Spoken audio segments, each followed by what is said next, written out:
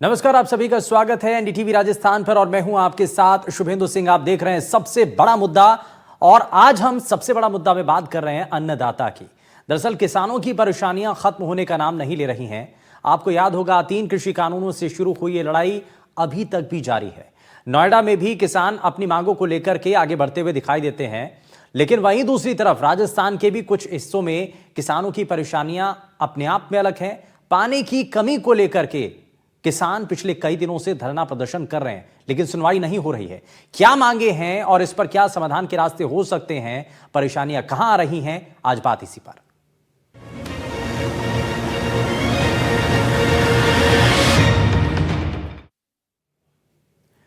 राजस्थान के कई जिलों में अन्नदाता बेहाल हैं। बूंदी, कोटा, जालौर में किसान आक्रोशित हैं, नाराज हैं और धरना प्रदर्शन करने को मजबूर हैं। बूंदी और कोटा में धान यानी कि चावल की बंपर पैदावार हुई।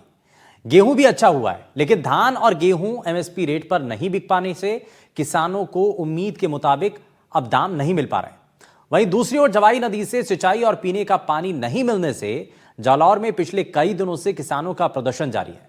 किसानों ने नोएडा में किसान आंदोलन को भी समर्थन देने का ऐलान कर दिया है।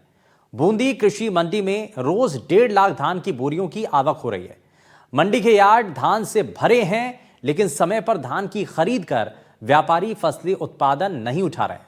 किसानों की पीड़ा है कि इस साल धान के दाम सबसे नीचे हैं और लागत भी नहीं निकल पा रही है। इससे किसान कर्ज के बोझ तले दब रहे हैं। हाड़ौती से एक साल में 1500 करोड़ से ज्यादा चावल ईरान खरीदता है और पिछले साल मंडी में धान का मूल्य 3500 रुपए प्रति क्विंटल था, जो कि आज वर्तमान में 2600 से 2500 प्रति क्विंटल पर बिक रहा है। वहीं उच्च किस्म का और स्वादिष्ट बासमती चावल वाला किसान बिकवाली की बाट जो रहा है। कई जगह नीलामी लगने के बावजूद भी व्यापारी माल को मंडी यार्ड से नहीं उठा रहे हैं, जिसके कारण नए किसानों को अपनी धान बेचने का मौका नहीं मिल पा रहा है। धान की फसल की बंपर आवक ने अब तक के सारे रिकॉर्ड तोड़ दिए हैं। किसान अपनी जिंसों की रखवाली करने में जुटे हैं। ट्रक और ट्रैक्टर ट्रॉलियों की कतारें लगी हैं मंडियों के बाहर। खाड़ी देशों में दरअसल युद्ध के बने हालातों के चलते उसका सीधा सीधा असर भारत के चावल उत्पादन वाले किसानों पर देखने को मिल रहा है। अब बाहर चावल एक्सपोर्ट नहीं होने के चलते भारत में ही चावल की खरीद फरोख्त हो रही है। अब इसके कारण दाम भी घट गए हैं। जालौर के किसानों का कहना है कि जब तक जवाई नदी का पानी नहीं मिलता है, तब तक धरना प्रदर्शन करते रहेंगे। नेताजी ने चुनाव में वादे किए थे और कहा था कि जवाई का पानी जालौर को मिलेगा, लेकिन अब नेताजी भूल गए हैं अपने वादों को। सरकारी अफसर भी किसानों की बात सुनने को तैयार नहीं है। जवाई नदी का जो पानी है अगर नहीं मिलता है तो खेती खत्म होने की नौबत आ जाएगी। जालौर में जो किसान हैं वो इसी बात को लेकर के संकट जता रहे हैं। 1000 फीट नीचे अब पानी का स्तर जा चुका है, कुएं सूखने लगे हैं और इसलिए किसान धरना प्रदर्शन कर रहे हैं। सरकार किसानों की मांग पर कितना ध्यान देती है, आज सबसे बड़ा मुद्दा में इसी पर आज हम चर्चा करेंगे। मंडी में क्या है, जो धान आ रहा है ना, तो व्यापारी कहते हैं आगे एक्सपोर्ट नहीं हो रहा, इसलिए हमें कम दाम में माल बेचना पड़ रहा है। इसका भाव पहले तो 3300 बिका था, अभी आज की तारीख में 3100 रुपये बिका है। बहुत कम मिल रहे हैं। इस फसल में हमारा खर्चा भी नहीं निकल रहा है और कम से कम हमारा धान 4000 बिके, जब जा रहा हमारे को पोसा रही है, नहीं तो हमारे बहुत नुकसान में जा रहे हैं। इसी तो गए जो 3400-3500 बग रहा है, जो तो 3000-3100 बग रहा है। दाम कहाँ मिल रहा है? जब मैं चाहे अगले साल हमें कुछ 4000 का दाम मिला, अब 3000 रुपये मिल रहा है। कुछ भी हमें बेनिफिट नहीं मिल रहा है। खातों का ज़्यादा दान बढ़ा दिया और अनाज का कम कर दिया, तो किसान बहुत परेशान है इस वक्त। और सुबह माल बिक गया 3200, उनने बोला कि 3150, मैं कि हम नहीं देंगे। अब 3250 मांगा, उनने दे दिया और आधा बारदाना लाया, आधा बारदाना भर के और माल रोक दिया। अब वो दाम घटाने के चक्कर में है और पूरा आधा माल यहाँ पड़ा रहा, आधा माल बिक चुका है। अब इसका क्या होगा? हम इतनी दूर से आए हैं, हम बीमार आदमी है, यहाँ पड़े रहेंगे, क्या होगा हमारा? फिर ये व्यापारी लोग ऐसे करते हैं। तो मंडियों में किसानों के सामने क्या क्या परेशानियां हैं वो किसानों ने खुद बताया है। अब जरा इसको और बारीकी से समझने की कोशिश करते हैं। हमारे साथ 3 खास मेहमान कार्यक्रम में जुड़ चुके हैं। हमारे साथ बीजेपी से नेता आलोक वात्सी कार्यक्रम में है, सर बहुत स्वागत है आपका। कांग्रेस पार्टी से प्रवक्ता अनूप ठाकुर जी हमारे साथ कार्यक्रम में जुड़ चुके हैं, अनूप जी बहुत स्वागत है। और किसान नेता नानू राम जी निठारवाल हमारे साथ कार्यक्रम में जुड़ चुके हैं। नानू राम जी बहुत स्वागत है आपका एनडीटीवी राजस्थान पर। मैं शुरुआत क्योंकि बात किसानों की है और मैं बिना देरी किए नानू राम जी सबसे पहले मैं आपसे ही जानना चाह रहा हूँ, आप ही बताइए कि किसानों की स्थिति इस वक्त क्या है, क्या परेशानियां हैं और क्या क्या अभी, क्योंकि कहा जा रहा है कि भाई गेहूं जो है और चावल जो है वो विदेशों में युद्ध के हालात बने हैं, इसकी वजह से बाहर जो है पहुंच नहीं पा रहा है, वहां बिकवाली हो नहीं पा रही है। अब भारत के अंदर भी जो मंडियां हैं, खास करके राजस्थान की जो मंडियां हैं, वहां पर उनकी व्यवस्थाएं जो हैं ठीक नहीं है।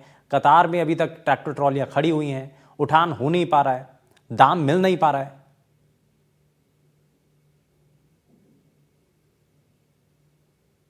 जी शुभेंदु जी, सबसे पहले तो मैं आपका धन्यवाद करूंगा कि आपने किसान के मुद्दे पर चर्चा का विषय रखा और उस पे हमें आमंत्रित किया, क्योंकि किसान की सुनने वाला कोई भी नहीं है। आज किसान ये पूछो कि किस चीज से परेशान नहीं है। एमएसपी से परेशान किसान है, पानी के बिना परेशान किसान है, और आजकल बिजली का निजीकरण किया जा रहा है। किसान की सबसे जरूरत, सबसे अहम चीज जो बिजली है, उसका भी निजीकरण किया जा रहा है। तो किसान किस किस की लड़ाई लड़ेगा? भूमि अधिग्रहण पर किसान की लड़ाई होती है। अब रही बात जो बोरियां नहीं बिक रही है, किसान धान लेके जा रहे हैं, तो पहली बात तो मंडी एक्ट जो बनाया गया उसी का पालन नहीं हो रहा है। किसान मंडी यार्ड में बोरियां पटक देता है, उसको जो बिचौलिए होते हैं, दलाल होते हैं, वो पर्ची लगा लगा के उसका माल कम होता जाता है। चूहे उसको परेशान करते हैं, बरसात में उसका डर रहता है। मंडी सेक्रेटरी अपनी जिम्मेदारी नहीं समझता। सरकार एमएसपी के जो वादे करती है, एमएसपी पर अगर खरीद ले और व्यापारी उसको उठा ले जाए तो किसान को पटकने की जरूरत ही नहीं। व्यापारी भी ये समझता है आज किसान कम होगा, भाव कम होगा तो अपने आप अपने पास आएगा। क्यों? सरकार एमएसपी पे नहीं खरीदेगी तो किसान को तो पैसे की जरूरत है, ये व्यापारी भी समझता है, और अपने पास आएगा तो अपन सस्ते में खरीदेंगे। सरकारें वादा करती है मीडिया के सामने, अखबारों के जरिए कि साहब हमने समर्थन मूल्य इतना बढ़ाया, समर्थन मूल्य ये किया वो किया। उस समर्थन मूल्य पे आज दिन तक खरीद नहीं हो रही है, पहली बात। दूसरी बात, ये जो पानी का मुद्दा चल रहा है, किसान कई साल से लड़ाई लड़ता आ रहा है। सरकार ये चाहती है कि पानी का मुद्दा अगर हम हल कर देंगे, किसान खेती करने लग जाएगा, तो इनकी जमीन हम सस्ती में नहीं खरीद सकेंगे। इंफ्रास्ट्रक्चर और कारपोरेट जगत के लिए सरकार जितना काम कर रही है, कहां से किसान के लिए भी काम करती तो उसका जीवन बना रहता। आज किसान की दशा ये है कि किसान आत्महत्या को मजबूर है। कोई भी अपने बच्चे की भी शादी करता है तो अपने जमीन बेचने के लिए किसान वो मजबूर हो जाता है और उसे जमीन बेचनी पड़ती है। आज उसके बच्चे अंधकार में है, सरकार उसकी सुनती नहीं। पिछले दिनों से एक और आंदोलन चल रहा है जो आपकी नजर में नहीं है। बिजली का निजीकरण होने से किसान ये सोच रहे हैं कि साहब आने वाले समय में हम बिजली भी नहीं चला सकेंगे, हम करेंगे क्या? सब कुछ प्राइवेट कंपनियों के हाथों में जाता जा रहा है। ये है साहब किसान की समस्या। ठीक है, ठीक है, मैं इसमें आलोक जी को जोड़ रहा हूँ। आलोक जी, अब ये बहुत सारे सवाल हैं। किसान कह रहे हैं भाई आप सिर्फ टीवी चैनल्स पर आकर के सबके सामने आकर के कह देते हैं कि हम समर्थन मूल्य पर खरीद करेंगे, हमने इन फसलों की जो है वो न्यूनतम समर्थन मूल्य तय कर दिया है, एमएसपी पर खरीद जो है वो की जाएगी, इतनी फसलों को आपने और जोड़ लिया, ये भी बता दिया जाता है। लेकिन मंडियों में जब जाते हैं तो वहाँ पर परिस्थितियाँ दूसरी होती हैं, वहाँ पर हालात क्या हैं वो किसान खुद बता रहे हैं। अब इसका समाधान होगा कैसे? आप जो कह रहे हैं और जो किसान बता रहे हैं उसमें बहुत अंतर है। देखिए शिवेंदु जी, जिस तरीके से अभी ये बोल रहे थे किसान भाई, उससे तो लगता है कि बूंदी की इतना ज्यादा 1.5 लाख बोरियों की आवक हो रही है। एक मिनट अनूप जी आता हूं। अनूप जी सुन, हाँ एक बार पहले बात पूरी करने दीजिए, उसके बाद में आपके पास बोल लेने दीजिए कि यहाँ पर इतना ज्यादा इस बार धान की बम्पर पैदावार हुई है और 1.5 लाख से ऊपर बोरी रोज मंडी में आ रही है, और जिस रेट पर इनको उठना चाहिए इनके मुताबिक वो रेट पे नहीं अगर लिया जा रहा है तो सरकार को अविलंब इसमें अपना कदम उठाकर इनको एक एमएसपी प्राइस पर ये सारा माल खरीदना चाहिए। नहीं तो किसान तो जिस ढंग से ये नहीं ले रहे हैं और लोग उसको दलाल लोग उसको ऊपर नीचे करने की कोशिश कर रहे हैं, इससे मुझे लगता है कि किसानों को बहुत ज्यादा नुकसान हो जाएगा। मैं सरकार से ये अपेक्षा रखता हूं इस तरीके की बातें ना हो जिससे किसान यहाँ के भी, नोएडा और ग्रेटर नोएडा के किसान की तरह उग्र होकर दिल्ली की ओर कूच करने के लिए बाध्य हो जाए। नहीं आलोक जी, जब कोई रास्ता नहीं बचेगा तो उसमें किया क्या जाएगा? अब बताइए, वो नोएडा से कूच करके दिल्ली की तरफ ना जाए तो फिर उसमें विकल्प क्या बचा है उनके सामने? मैं एनडीटीवी का धन्यवाद देता हूं जिसने इस अहम मुद्दे को अपने टेलीविजन पर डिस्कशन के लिए और दिखाने का काम किया है। मुझे उम्मीद है कि मेरी सरकार इस बात को सुनकर सजग होगी। हम लोग भी इस बात को ऊपर तक पहुंचाने की कोशिश करेंगे कि आप अविलंब समर्थन मूल्य के साथ किसानों के मंडी में उस माल को उठाने की कवायद करें ताकि वो उनकी भरपाई हो सके और इन्हें किसी तरीके का नुकसान न उठाना पड़े। मंडियों के अंदर अच्छा आलोक जी, आप खुद भी जानते होंगे मंडियों के अंदर कितनी अव्यवस्थाएं हैं, कितनी कमियां हैं। आपको नहीं लगता कि उसमें सबसे पहले बुनियाद जो है वो स्ट्रक्चर, इमारत बहुत बड़ी है लेकिन उसमें बुनियाद जो है वो उसकी ठीक नहीं है? शुभेंदु जी, हाँ शुभेंदु जी, मैं स्वयं एक किसान का बेटा हूं और मेरे पिताजी ने मुझे पढ़ा लिखा कर बड़े शहर में काम करने के लिए उस ढंग का बनाने में उन्होंने अपनी जिंदगी लगा दी। लेकिन हूं मैं एक किसान का बेटा ही। आज भी मेरे खेती होती है और मैं खेत खलिहान से मेरा संबंध है। मैं जानता हूं किसान की क्या प्रॉब्लम है। और किसान, जिस मंडी की आप बात कर रहे हैं, मुझे आपके प्रेस्टिजियस चैनल पर ये कहने में कोई गुरेज नहीं है कि सिर्फ पंजाब को छोड़कर, जो मेरी अपनी नॉलेज में, हो सकता है मैं गलत भी हूं, और जहां जहां की भी मंडियां हैं वहां पर कोई सही ढंग का माहौल नहीं है।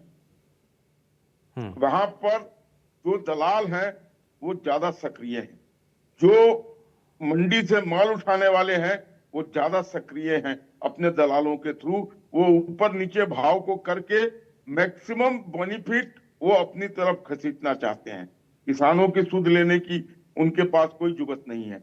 इसका तो एक ही उपाय है कि इसका प्राइस फिक्स हो और उस पर ही माल उठाया जाए।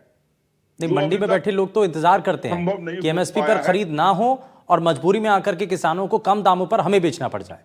यही तो शिकायत है ना। मैं इसमें अनूप जी को जोड़ रहा हूं। आज अगर उन्होंने 4000 में खरीदा तो कल वो चाहते हैं कि 3800 में खरीदे। हाँ। वो बिकवाली बंद कर देते हैं। बिल्कुल। और यहाँ पर किसान दूर से अपना सामान लेकर कितने दिन पड़ा रहेगा वहां? हो सकता है कोई बीमार हो सकता है कोई 50 मील दूर से आया हो, 25 मील दूर से आया हो। नहीं, लेकिन आलोक जी, सुधार करेगा कौन ना? बात तो अब यही है भाई, जिम्मेदारी तो सरकार की है ना। फिर इसमें सरकार को करना पड़ेगा। हाँ, कोई चॉइस नहीं है सरकार के पास। हाँ, मैं इसमें अनूप जी को इसमें जरा शामिल कर लेता हूं। लगातार आपके चैनल पर अपनी सरकार से अपील कर रहा हूं कि आप समर्थन मूल्य के साथ इमीडिएट इस चीज को सॉल्व करें। हाँ, ठीक है। अनूप जी, इसमें एक चीज बताइए, ये परेशानियां किसी एक सरकार में नहीं है और ये ऐसा नहीं है कि अचानक से ये बन गई हैं परेशानियां। ये परेशानियां चली आ रही हैं और इसका कोई समाधान नहीं हो रहा है। ये ऐसा क्यों नजर आता है? शुभेंदु, देखिएगा कि भारतीय जनता पार्टी की इस सरकार की गलत नीतियों का दंड राजस्थान की, देश के पूरे किसानों को इसलिए भुगतना पड़ रहा है कि न्यूनतम समर्थन मूल्य पर ये खरीद तो कर नहीं रहे हैं। आज बूंदी के संबंध में हम लोग चर्चा पर यहाँ एकजुट हैं, तो आप देखिएगा बूंदी में 1.5 लाख बोरी धान रोज वहां पर आता है, लेकिन उनकी खरीद नहीं हो रही है। एमएसपी पे सरकार खरीद कर नहीं रही है। और इसका आप देखिएगा 1500 करोड़ का चावल, ये धान जो है ईरान खरीदता था, लेकिन पिछले वर्ष भारतीय जनता पार्टी ने निर्यात पर रोक लगा दी थी। उसका भी खामियाजा भुगतना पड़ रहा है वर्तमान में किसान को। और अभी आप हालात देखिएगा, किसान के साथ अभी जालौर की चर्चा चल रही, तो जालौर का किसान भी बैठा हुआ है धरने पर। वहां पानी के लिए त्राही जवाई नदी से उसको जोड़ने की इन्होंने बात की थी, वादे किए थे। अच्छा अनूप जी, ये बिल्कुल सही कह रहे हैं आपने। मैं हालांकि उसका शुरुआत में जिक्र भी कर रहा था। अब आप सोचिए 1000 फीट नीचे चला गया पानी। अब पानी नहीं होगा तो किसान खेती कैसे करेगा? और नानूराम जी बिल्कुल ठीक कह रहे हैं कि भाई अगर खेती नहीं होगी, पानी नहीं मिलेगा, खेती नहीं हो पाएगी तो बाद में भूमि तो बंजर हो जाएगी। शुभेंदु, जवाई नदी से जोड़ने की बात इन लोगों ने की थी, लेकिन इन्होंने उस पर कोई इम्प्लीमेंटेशन किया नहीं। अभी आप ये पता करिए ना कि आप बूंदी की चर्चा कर रहे हैं, तो भाई एमएसपी के कांटे सरकार ने कहाँ लगाए हुए हैं, कितने टन सरकार ने उसमें खरीद की है, और खरीद की है तो भारतीय जनता पार्टी का कोई प्रतिनिधि इस बात को बताएगा। और आप सबसे तकलीफदायक बात देखिए कि माननीय नरेंद्र मोदी जी ने कहा था कि किसानों की आय दुगनी कर देंगे, तो ये प्रत्यक्ष को प्रमाण की आवश्यकता नहीं है कि बूंद, अभी किसानों को आप सुन रहे थे 3300 से 4000-4200 तक बिकने वाला धान आज मजबूर हो गया किसान आधी दर में बेचने को। किसानों की आय दुगनी तो नहीं हुई, लेकिन आधी होने का प्रमाण ठीक है, आप एनडीटीवी पर शुभेंदु तो खुद दिखा रहे हैं। ठीक है, हाँ बिल्कुल। अभी आप और किसान को सुनिएगा, हाँ। 3000 समर्थन मूल्य का कांटा लगा नहीं है, हाँ। कोई खरीद रहा नहीं है, व्यापारी की मजबूरी है। व्यापारी के सारे जो भंडार हैं वो भरे हुए हैं। हाँ। तो ऐसे हालात में सरकार की कोई जिम्मेदारी किसानों के प्रति बनती है कि नहीं बनती है? बिल्कुल। तो 2017 का वो काला अध्याय लहसुन का, हाड़ौती का, 1 दर्जन से अधिक किसानों ने आत्महत्या कर ली थी। और आप देखिएगा कि पूरे देश में वो आत्महत्या का मामला गूंजा था। तो ये सब मैं कोई राजनीतिक दृष्टि से ये बात नहीं कर रहा, लेकिन किसानों के लिए भारतीय जनता पार्टी के साथी भी बड़ी अच्छी बात कर रहे थे कि कम से कम किसानों के लिए सरकार को सुनना पड़ेगा। ये काले कानून लाने से, ठीक है। इस पर भूमि ठीक है। अधिग्रहण बिल लाने से, जल स्तर विचार के लिए करने कोई की जरूरत प्रयास है। नहीं किए जाए, हाँ। कोई नए बांध डैम नहीं बनाए जाए, हाँ। कोई एनीकट नहीं बनाए जाए, उनके लिए क्या ठीक प्रयोजन हो है, रहे यानी हैं, कि कौन जमीन सी- पर किसानों के लिए जो बताया जा रहा है उसका उतना ज्यादा प्रभाव दिखाई नहीं देता है। मैं इसमें वापस से नानूराम जी को जोड़ रहा हूं, क्योंकि आज हमारी ये जो पूरी चर्चा है ये किसानों पर केंद्रित है, और मुझे लगता है कि किसान ज्यादा बताएं तो ज्यादा बेहतर होगा। बहुत अच्छे से लोग भी समझ पाएंगे किसानों की परेशानी क्या है। नानूराम जी, ये तो कुछ आपने बातें बताई हैं, अब जरा मंडियों के बारे में भी और बताइए। आप मंडियों के अंदर स्थिति क्या होती है जब आप लेकर के पहुंचते हैं अपना आप जो है अपनी फसल लेकर के पहुंचे, तो वहां क्या क्या परेशानी आपके सामने आती है? तो बिंदु जी, जब हम मंडी के अंदर अपना अनाज लेके पहुंचते हैं तो वहां पर जब बोली लगती है तो वहां पर खरीदने वाले चाहे 20 हो, बोली लगाने वाले से उसकी सेटिंग हो जाती है। मैंने कई बार देखा है। एमएसपी पर सरकार जब नहीं खरीदती तो पहली बात तो सरकार अपनी जिम्मेदारी से भाग गई। फिर जब बोली लगती है, अगर उसका 2500 का मार्केट है तो वो लोग 2300 से उसको 2000 से उठाएंगे। 2010 रुपए, 2020 रुपए, 2030 रुपए जाते जाते उसकी बोली खत्म कर देते हैं, और उस किसान को मजबूरी में वो माल बेच के आना पड़ता है। अब जब किसान परेशान हुए कि साहब हमारी लागत भी नहीं निकल रही है, तो सरकार से उन्होंने गुहार लगाई। सरकार ने एमएसपी का वादा तो हर साल करती है कि साहब एमएसपी पर आपको, खुद बीजेपी की सरकार बनने से पहले हमारे देश के प्रधानमंत्री ने ये कहा था कि साहब मेरी सरकार बनी तो स्वामीनाथन आयोग की सिफारिश से लागू करूंगा, लेकिन आज दिन तक नहीं कर पाया। और विडंबना की बात देखिए, इन्हीं की सरकार के सत्यपाल मलिक और हमारे देश के उपराष्ट्रपति, जिन्होंने अब धनखड़ साहब ने अभी कल परसों उन्होंने कहा कि उनको कहीं ना कहीं पीड़ा हुई, विडंबना हुई, तो उन्होंने ये कहा कि साहब इन किसानों को एमएसपी दे देंगे तो कौन सा पहाड़ टूट पड़ेगा। उसके बाद में सरकार नहीं सुन रही तो जनता की तो औकात ही क्या है बेचारी की, कांटे बिछा दिए उनके लिए, कोई नहीं सुना। आज मंडी में ये हालत है कि किसान को अगर 100 रुपए बोरी में कोई लेगा तो उसमें देने के लिए बेचारा तैयार है, क्योंकि उसकी मजबूरी है। आज रोग इतना पनप रहा है। अच्छा, आज अब जानवर थोड़ा सा किसान नानूराम जी पाल एक रहा चीज तो थोड़ा सा जानवरों इसके बारे में इतना बताइए कि आप जो कह रहे हैं कि भाई चावल जो है वो बाहर जाता था, एक्सपोर्ट होता था, लेकिन अब बाहर की देशों के अंदर जो स्थितियां बनी हैं इसी वजह से बाहर जो है भेज नहीं पा रहे हैं। अब उस चक्कर में यहाँ पर चावल की जो आवक है वो तो ज़्यादा हो चुकी है, पैदावार ज़्यादा हुई है, अब इसी चक्कर में दाम जो है बहुत ज़्यादा कम हो गया है। कितना अंतर आ चुका है मंडी में जब अब लेकर के जाते हैं फसल, तो कितना अंतर आ रहा है? देखिए शुभेंदु जी, ये सब सरकार की बातें होती है कि साहब चावल बाहर, सरकार जब एमएसपी देती है तो ये चावल की बात नहीं है। चावल का तो यूं मान लो कि साहब बाहर निर्यात नहीं हो रहा है, इसलिए यहाँ बढ़ोतरी हो रही है। हमारे राजस्थान में तो पंजाब को छोड़कर आज दिन तक किसी भी फसल के ऊपर गेहूं, जौ, मूंगफली, जितनी भी फसलों पर एमएसपी दी तो एमएसपी पर आज दिन तक नहीं खरीद पाई सरकार, और किसान ले लेके उसको घूमते रहे। ये लड़ाई का तो मामला कल परसों का है। ये कह रहे हैं कि साहब वहां पर नहीं जा रहा। इससे पहले भी मंडियों में आप देखो तो भंडार लगा पड़ा है, कोई उसको संभालने वाला नहीं है। ये तो आए दिन की बात है किसान के साथ, तो ये तो सरकार के बहाने होते हैं। चावल खरीदना उनकी जिम्मेदारी है सरकार की। किसान अगर उसको बोलता, उसने भी तो लागत लगाई है, उसने भी तो खर्चा लगाया है, उसमें सरकार ये क्यों नहीं देखती? उसका खामियाजा किसान नहीं तो अच्छा, मंडियों में क्या क्या कह क्या दिया जाता है भाई? तय सीमा एक चलिए, एक ये पहलू भी होता है मंडियों के अंदर कि सरकार को जो है वो इतना खरीद करनी होती है, इतनी खरीद होने के बाद वो कैपिंग होती है, उसके ऊपर नहीं खरीद पाते हैं, वो भी समझा जाता है। तो क्या कैप पूरा हो चुका है, जितना खरीदना था वो खरीद लिया? आज दिन तक शुभेंदु जी यही पता नहीं लगा कि सरकार का कितना खरीदना होता है, कितना खरीद चुकी, कहां से खरीद चुकी। किसान की तो परेशानी, मैंने तो आज दिन तक ये देखा, जब भी लेके गए हमें तो एमएसपी पर आज दिन तक खरीद नहीं हुई हमारी। किसी भी मंडी में हमारी तो एमएसपी पर खरीद हुई नहीं कि साहब सरकार का कोटा पूरा हो गया। अब सरकार का अब भोला भाला किसान क्या जाने बेचारा कितना सरकार का कोटा था, कितना सरकार ने खरीद लिया, अब हम कहाँ लेके जाएं। तो व्यापारी देश ताक में ये तालमेल होती है व्यापारियों की और सरकार की। ठीक है, ताकि किसान का माल सस्ते में ले सके। अब आलोक जी ये बताइए कि किसान, आप कहते हैं कि किसान आपसे नाराज हैं, तो क्यों ना हो नाराज भाई? उनको अगर आप अज्ञानता में रखेंगे, उनको बताएंगे तो सही। अगर चलिए आप ये मान भी लेते हैं कि भाई कैपिंग थी, उतनी फसल पर इतनी लिमिट तक खरीदना था, है ना, उससे ऊपर हो गया, एक्सीड हो गया, तो किसान को तो पता चले। वहाँ तो वो बिना बात के ठग रहा है, वहाँ जाता है वो किसान बड़ी मेहनत करके और वहाँ जाकर उसके साथ ठगी हो जाती है। देखिए शुभेंदु जी, राजस्थान में 62% से ऊपर लोग किसान हैं और खेती करते हैं। और ये जरूर है कि अंतर्राष्ट्रीय माहौल खराब होने के कारण इसका असर राजस्थान के किसानों पर भी पड़ा है। 2000 करोड़ से 1500 करोड़ के बीच में धान, यहाँ का जो अनाज है वो सिर्फ ईरान में निर्यात होता था। आज वो बिल्कुल बंद हो गया है। उसकी मार पड़ी है इस मार्केट के, इस मंडी के ऊपर भी, इन मंडियों के ऊपर, एक मंडी पर नहीं। सरकार का एक अपना निर्धारित लक्ष्य होता है जितना वो खरीद सकती है। अब मुझे ये अभी पता नहीं है कि उन्होंने, राजस्थान सरकार ने निर्धारित जो उनका मानक है उतना उन्होंने धान खरीद लिया है या अभी खरीदना बाकी है। लेकिन हाँ, ये मैं जरूर अपने सोर्स से पता कर चुका हूं कि पिछले साल इन्होंने 35 से 3600 रुपए क्विंटल बेचा था। इस साल वो भाव मंडी में 2500 से ऊपर नहीं, 2600 से ऊपर नहीं जा रहा है।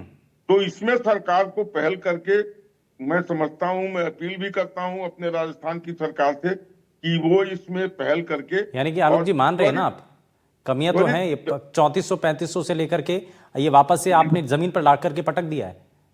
अब ये आज के दौर का ये जो रेट है वो वहां चल रहा है। हाँ। तो सरकार को अविलंब इसमें त्वरित कार्रवाई करते हुए कोई समर्थन मूल्य इस तरीके का घोषित करके और इनको, इनके सपोर्ट में खड़ा होना चाहिए। और जहां के किसान नदी से पानी की मांग कर रहे हैं, मेरे समझ से उस पर कुछ कार्रवाई, जो मेरी नॉलेज में आया है अभी, कि वहां कार्रवाई शुरू हो गई है।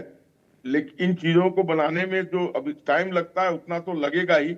ऐसा तो नहीं है कि स्विच दावा और पानी आना चालू हो गया, लेकिन जो हमने उनको वादा किया था वो पानी इस साल मार्च तक जरूर यहाँ पहुंच जाएगा, ऐसा मुझे अभी अपने सूत्रों से पता लगा। ठीक है, ठीक है, मैं इसमें अनुप जी को जोड़ता हूं। इनकी पानी की समस्या का काफी हद तक समाधान हो जाएगा। तो 1000 फुट चला गया है पानी नीचे, वहां तो ट्यूबवेल भी गाड़ना संभव नहीं है। इतना पैसा लगेगा, इतना यही तो किसान कह रहे हैं सर, यही तो कह रहे हैं कि हम खेती करें तो कैसे करें, पानी मिलना असंभव है। नहीं, हम लोग नेपाल बॉर्डर के पास खेती करते हैं, तो हमारे यहाँ तो 20-25 फुट पर भी पानी फेंकने लगता है, तो हमें पानी की समस्या नहीं रहती है।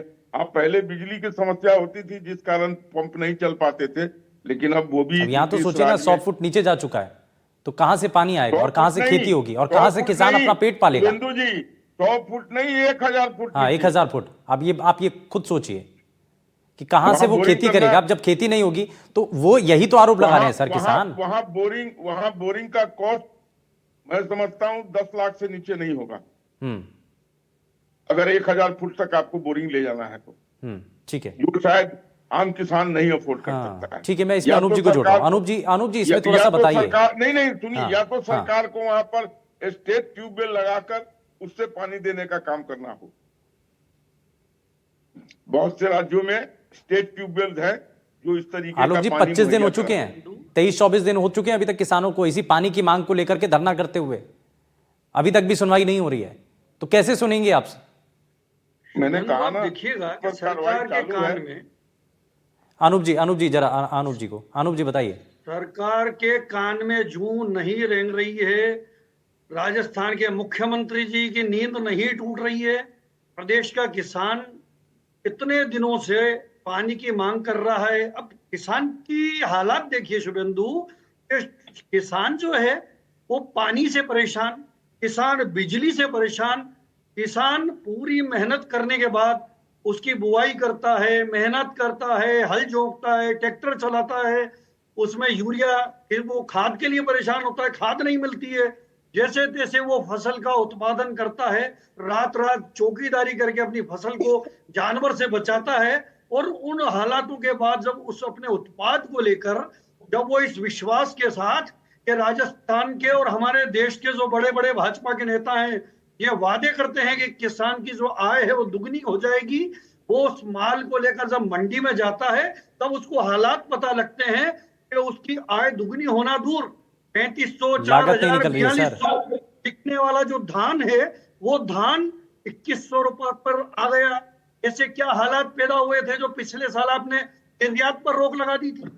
ये निर्यात पर रोक नहीं लगाते तो बूंदी में हो सकता है कुछ ना कुछ भंडार, और व्यापारी की भी हालत खराब है, व्यापारी भी खरीदने की स्थिति में नहीं है क्योंकि उसके पास ठीक है, उसके यानी कि जो, किसानों की परेशानियां अपार स्टोरेज हैं है, वो और इनका complete है। समाधान करना अनूप जी बहुत ज्यादा जरूरी हो गया, और इसलिए ये कोशिश इनका भी है कि समाधान सरकार को इस देखिएगा, मैं विषय आपको पर एक example ध्यान दे रहा देने हूं। की जरूरत है। बहुत शुक्रिया शुभेंदु, सभी आप खास मेरी मेहमानों बात का को गंभीरता से कार्यक्रम में सुनिएगा। शामिल होने के लिए, लेकिन किसानों की इस परेशानी पर बड़ी गंभीरता के साथ विचार करने की जरूरत है। अब आप देखिए जालौर के अंदर पानी का संकट जो बना हुआ है वो कैसे उसको दूर किया जाएगा।